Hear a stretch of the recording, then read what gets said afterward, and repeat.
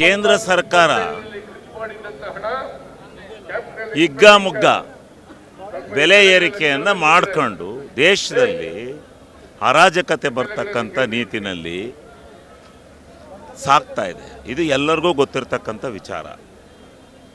ಈಗ ಇವರು GSTಗೆ ಡೀಸೆಲ್ಲು ಪೆಟ್ರೋಲನ್ನು ಬಿಟ್ಟು ಸರ್ಚಾರ್ಜನ್ನು ಹಾಕ್ಯಣದಕ್ಕೆ ಯಾತಕ್ಕೆ ಮಾಡಿರು?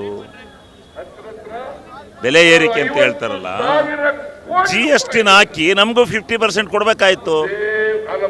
ಇವರು ಅದನ್ನು ಸೆಂಟ್ರಲ್ಗೆ ಇಟ್ಕೊಂಡು ನಮಗೆ ಬರೀ ಸರ್ಚಾರ್ಜ್ ಹಾಕೋಕ್ಕೆ ಅವಕಾಶ ಕೊಟ್ಟು ಇವರು 14ನೇ ಇಸ್ವಿನಲ್ಲಿ ಎಷ್ಟಿತ್ತು?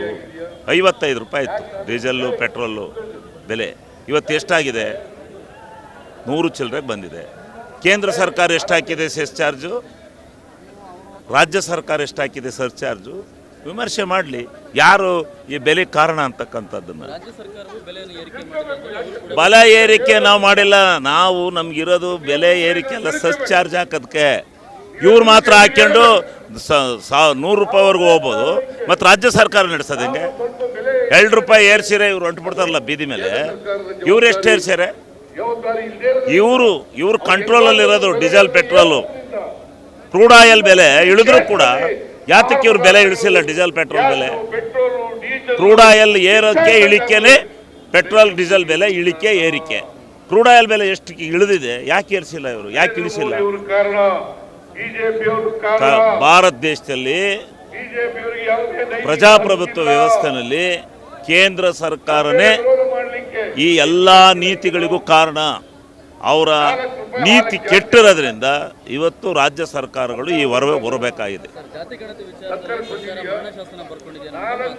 ಎಲ್ಲ ಯಾವ ಮರಣ ಶಾಸನವೂ ಇಲ್ಲ, ಎಲ್ಲ ಒಳ್ಳೆ ಶಾಸನನೇ ಬರೆದರೆ. ಇದು BJPಯವರಿಗೆ ಕೆಲವರಿಗೆ ಮರಣ ಶಾಸನ ಆಗಿದೆ, ಏನೂ ಆಗಿಲ್ಲ, ಹೈ ಕ್ಲಾಸ್ ಆಗಿದೆ, ಎಲ್ಲ ಸರಿ ಹೋಗುತ್ತೆ. ಕೆಲವು ತಪ್ಪು ಗ್ರಹಿಕೆ ಆಗಿದೆ, ಆ ತಪ್ಪು ಗ್ರಹಿಕೆಯನ್ನು ಸರಿ ಮಾಡತಕ್ಕಂಥ ವ್ಯವಸ್ಥೆ ಮಾಡೋಣ.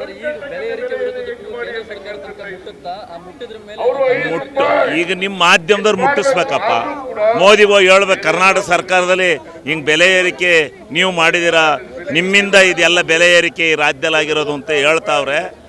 ನೀವು ಬೆಲೆ ಏರಿಕೆ ನಿಮ್ಮ ವಿರುದ್ಧನೂ ಪ್ರತಿಭಟನೆ ಮಾಡ್ತಾ ಇದ್ದಾರೆ ಅಂತೇಳಿ ನೀವು ಕೇಳಬೇಕಲ್ಲಿ.